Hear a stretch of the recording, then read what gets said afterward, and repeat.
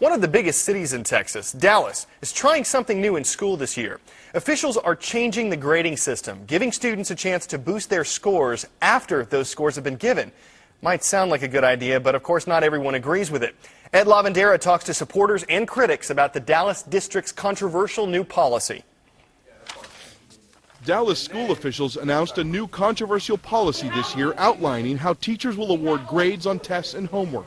Some of the changes, and two in particular, have left many parents and teachers baffled as to how the new policy will help students succeed. First, Dallas students who fail a test can now retake it and get the higher grade. Secondly, homework scores can only be used to raise the grades of elementary and middle school students. Bad scores are essentially thrown out. However, for high school students, the homework scores are left to the teacher's discretion.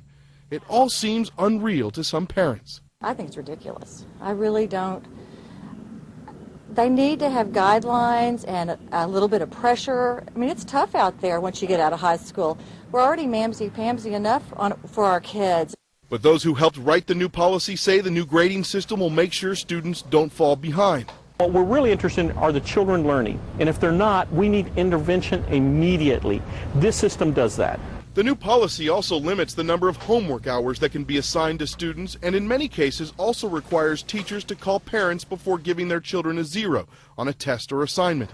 The idea is to focus more on learning rather than consequences for behavior. This is not about giving anybody any sort of free ride. What this is about is giving students a second chance to be successful. But critics say getting work done right and on time and accurately should be the measure of success, and that this new policy doesn't push students to work harder.